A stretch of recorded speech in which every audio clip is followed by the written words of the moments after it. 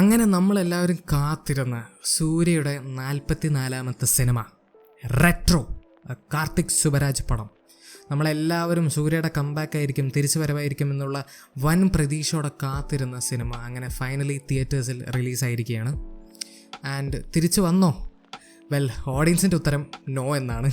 Audience പറയുന്നത് ഇത് തിരിച്ചു വരവല്ല, ഇത് റിട്ടയർമെൻറ്റിനുള്ള ഒരു സിനിമയാണ്, റെട്രോ എന്നുള്ള പേര് വെക്കേണ്ടത്, റിട്ടയേർഡ് എന്ന ഇത് പേര് വെക്കേണ്ടായിരുന്നു എന്നുള്ള രീതിയിലുള്ള ട്രോളുകളൊക്കെ തന്നെ വന്നു തുടങ്ങിക്കഴിഞ്ഞു. പടത്തിന് മൊത്തത്തിലൊരു നെഗറ്റീവ് ആവറേജ് മിക്സഡ് റെസ്പോൺസൊക്കെയാണ് പടത്തിന് കിട്ടിക്കൊണ്ടിരിക്കുന്നത്. അപ്പം ഞാനിവിടെ ഇരിക്കുന്നത് ആക്ച്വലി വളരെ ഒരു അൺപോപ്പുലർ ഒപ്പീനിയൻ വെച്ചിട്ടാണ്. I know that with this opinion ഞാൻ ഡെഫിനറ്റ്ലി മൈനോറിറ്റീൻ്റെയോടൊപ്പമാണ് നിൽക്കുന്നത്. ചിലപ്പോൾ മൈനോറിറ്റി എന്ന് പോലും പറയാൻ പറ്റില്ല, ചിലപ്പോൾ ഞാൻ ഈ ഒരു ഒറ്റയ്ക്കായിരിക്കും ഈ ഒരു ഒപ്പീനിയനോടൊപ്പം നിൽക്കേണ്ട പോകുന്നത്. And I know that, but this is my honest personal opinion and I cannot do anything about it. And ഇത് എൻ്റെ യൂട്യൂബ് ചാനൽ, സോ എനിക്ക് വേണ്ട പോലത്തെ വീഡിയോ ഇടാം. സോ പടം എങ്ങനെയുണ്ട്?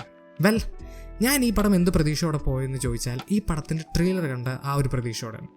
ആ ട്രെയിലർ എനിക്ക് തന്നൊരു ഫീൽ എന്ന് പറഞ്ഞാൽ കാർത്തിക് സുബരാജിൻ്റെയും സൂര്യയുടെയും മറ്റ് സിനിമകളുടെ ഒരു മിക്സ് ആൻഡ് മാഷപ്പ്. പക്ഷെ അതൊരു വളരെ ക്രേസി ആയിട്ടുള്ള, വളരെ ഓവർ ദ ടോപ്പ് ആയിട്ടുള്ള, വളരെ വിയേർഡായിട്ടുള്ള ഒരു പക്ക കാർത്തിക് സുബരാജിൻ്റെ ബ്രെയിനിൻ്റെ ഉള്ളിൽ നമ്മൾ ആരും കടക്കാത്ത ഭാഗത്തിലുള്ള ഒരു സ്റ്റൈലിലുള്ള ഒരു സിനിമ എന്നുള്ള രീതിയിലായിരുന്നു ഞാൻ പ്രതീക്ഷിച്ചത്. അത് പക്ക കാർത്തിക് സുബരാജിൻ്റെ ഒരു ഡിഫറെൻറ്റ് പരിപാടി. ആൻഡ് അതന്നെയായിരുന്നു ഈ പടം. That was exactly the movie. ഞാൻ എന്താണോ ട്രെയിലർ കണ്ട് പ്രതീക്ഷ അതന്നെയായിരുന്നു ഈ cinema. And because of that ഞാൻ ഓണസ്റ്റ് പറയാം, ഈ പടം എനിക്ക് വർക്കായി. എനിക്ക് ഈ സിനിമ ഭയങ്കര ഇഷ്ടമായി. എനിക്ക് ഈ സിനിമ ഇഷ്ടപ്പെടാൻ കാരണങ്ങളുണ്ട്. അതുപോലെ ഈ പടം ഒരിക്കലും ഞാൻ പെർഫെക്റ്റ് ആണെന്ന് പറയില്ല. ഡെഫിനറ്റ്ലി പടത്തിന് അതിൻ്റേതായിട്ടുള്ള ഇഷ്യൂസ് ഉണ്ട്, അതിനെപ്പറ്റി നമുക്ക് പറയാം. എനിക്ക് ഇഷ്ടപ്പെട്ട കാര്യങ്ങൾ പറഞ്ഞു കൊടുക്കണമെങ്കിൽ പെർഫോമൻസസ് എല്ലാവരും നല്ല പെർഫോമൻസസ് ആയിരുന്നു. സൂര്യ പറയേണ്ട ആവശ്യമില്ല, അതിഗംഭീര പ്രകടനമായിരുന്നു. പൂജ ഹെഗ്ഡെ തുടക്കത്തിൽ കരിയർ ബെസ്റ്റ് പെർഫോമൻസ് ആവാൻ ചാൻസ് ഒക്കെ ഉണ്ട് എന്നുള്ള പ്രതീക്ഷ തന്നെങ്കിലും പോകും തോറും അവിടെയൊന്നും എത്തിയിട്ടില്ല. കുഴപ്പമില്ല എന്നുള്ള രീതിയിലേക്കായി, ബട്ട് സ്റ്റിൽ കുഴപ്പമില്ല. അതുപോലെ ജോജു ജോർജിൻ്റെ പെർഫോമൻസ് നന്നായിരുന്നു. വില്ലൻ ക്യാരക്ടറായിട്ട് വന്ന ആളിൻ്റെ പേര് ഞാൻ എല്ലാവരും സെർച്ച് ചെയ്തു, കിട്ടിയില്ല. ജിഗർദണ്ഡ ഡബിൾ ആൾ ഒരു ക്യാരക്ടർ പ്ലേ ചെയ്തിട്ടുണ്ടായിരുന്നു.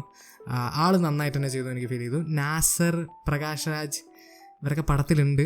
വലിയ പ്രത്യേകിച്ച് റോളൊന്നും ഉള്ള പോലെ ഫീൽ ചെയ്തില്ല. അവർ വന്നിട്ട് ചെയ്തിട്ട് പോയി എന്നുള്ളൊരു ഫീലേ തന്നുള്ളൂ.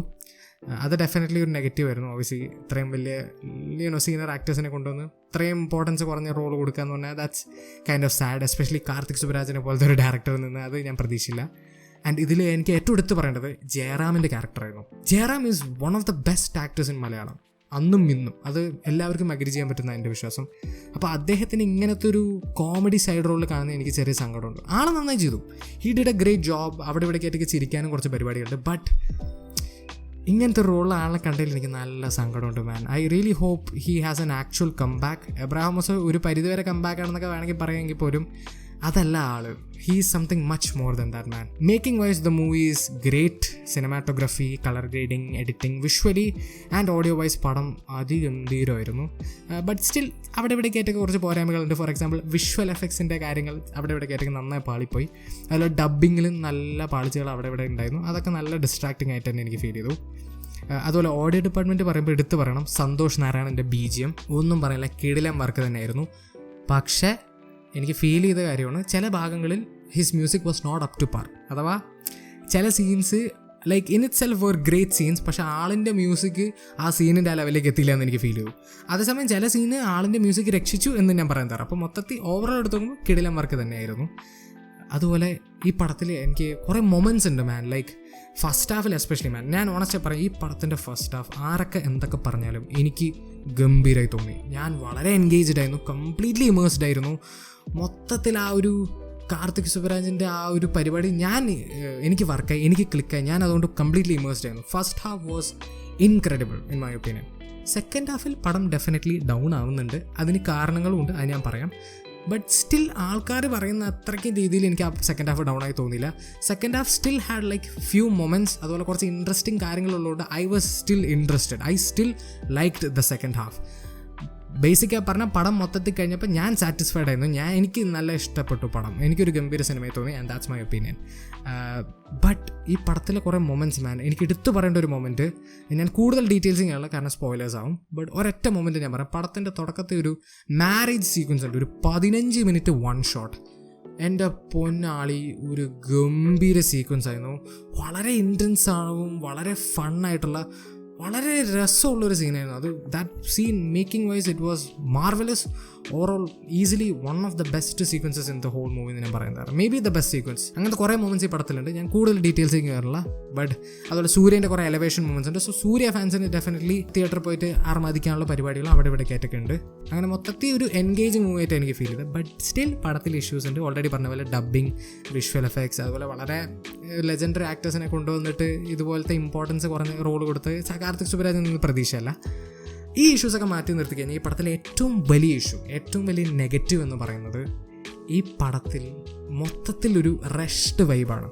അത് എസ്പെഷ്യലി ഫീൽ ചെയ്യുന്ന സെക്കൻഡ് ഹാഫിൽ. അഥവാ വളരെ ഇമ്പോർട്ടൻ്റ് ആയിട്ടുള്ള ഇമോഷണലി ഓഡിയൻസിനെ പടത്തിനോട് കണക്ട് ചെയ്യാൻ ഏറ്റവും കൂടുതൽ ഹെൽപ്ഫുൾ ആയിട്ടുള്ള ആർക്കുകളും പ്ലോട്ടുകളും അവർ ഒരു ബ്രീത്തിങ് സ്പേസും കൊടുക്കുന്നത് ഭയങ്കര റഷ്ഡായിട്ട് അവർ പരിപാടി ചെയ്തു വെച്ച്. അത് കാരണം ആ ഒരു ഇമോഷണൽ കണക്ഷൻ, ആ ഒരു ഇമോഷണൽ ഡെപ്ത് പടത്തിൽ ആ ഒരു ലെവലിൽ ഫീൽ ചെയ്തില്ല. അപ്പോൾ ആ ഒരു ഇമോഷണൽ കണക്ഷൻ പടത്തിൽ മിസ്സിങ് ആയിരുന്നു, especially in the second half. അതുകൊണ്ടാണ് എനിക്ക് ഫീൽ ചെയ്തത് ഈ പടത്തിൻ്റെ ഡ്യൂറേഷനും ഒരു നെഗറ്റീവാണ്. ഞാൻ 2.25 മണിക്കൂറുണ്ട്. പടത്തിൻ്റെ ഡ്യൂറേഷൻ കുറയ്ക്കാനോ കൂട്ടാനോ അതൊന്നുമല്ല. അവർ ആ ഡ്യൂറേഷൻ കറക്റ്റായിട്ട് യൂട്ടിലൈസ് ചെയ്തില്ല എന്ന് എനിക്ക് ഫീൽ ചെയ്തു. അഥവാ കുറേ ആവശ്യമില്ലാത്ത സാധനങ്ങൾക്ക് വേണ്ടി സിനിമ കുറേ സമയം വേസ്റ്റ് ചെയ്യുന്നുണ്ട്. അതൊക്കെ കട്ട് ഷോട്ട് ചെയ്ത് എടുത്ത് കളഞ്ഞിട്ട് ഈ പടത്തിൽ ആവശ്യമുള്ള കാര്യങ്ങൾ, അഥവാ ഈ പടത്തിന് ഇമോഷണലി കുറച്ചും കൂടി ഡെപ്ത് ക്രിയേറ്റ് ചെയ്യുന്ന സാധനങ്ങൾക്ക് കുറച്ചും കൂടി ഫോക്കസ് കൊടുത്താണെങ്കിൽ this movie could have been even better in my opinion. അപ്പോൾ അത് ഡെഫിനറ്റ്ലി ഈ പടത്തെ ഏറ്റവും വലിയ നെഗറ്റീവായിട്ട് എനിക്ക് ഫീൽ ചെയ്തു. അവിടെ എന്താണ് കാർത്തിക് സുബരാജ് എന്നുള്ള റൈറ്ററിന് എന്താ പറ്റിയെന്ന് എനിക്കറിയില്ല. But definitely the movie was rushed, especially in the second half. അതുകൊണ്ടാണ് സെക്കൻഡ് ഹാഫ് എനിക്ക് കുറച്ച് ഡൗൺ ആയിട്ട് ഫീൽ ചെയ്തത്. ബട്ട് സ്റ്റിൽ ഓവറോൾ ലൈക്ക് ഞാൻ എന്താണോ ട്രെയിലർ കണ്ട് പ്രതീക്ഷ അതെനിക്ക് കിട്ടി. So I am really satisfied man. ഒരു പക്ക crazy over the top weird പരിപാടിയാണ് ഈ പടം മൊത്തം. വളരെ ഡ്രമാറ്റിക് ആയിട്ട് ചില സീൻസൊക്കെ ഇത് സീരിയസ് ആയിട്ട് എടുക്കണോ അല്ലെങ്കിൽ സാറ്റയർ ആണോ നമ്മളെ കൊണ്ട് കൺഫ്യൂസ് അടിപ്പിക്കും. And I like that. അതൊരു യുണീക്ക് എലമെൻറ്റ് പടത്തിന് ആഡ് ചെയ്തു. That made the movie interesting and stand out. അഥവാ ഒരു സാധാ ക്ലീഷേ ജനറിക് പടമായിട്ട് എനിക്ക് ഫീൽ ചെയ്തില്ല. ടു ബി ഓണസ്റ്റ്, സ്റ്റോറി വൈസൊക്കെ ക്ലീഷേ പരിപാടിയാണ്. ബട്ട് ആ എടുത്തു വെച്ചിരിക്കുന്ന രീതി കാരണം it became a unique and interesting movie. And that's my opinion. And that's it, my genuine opinion.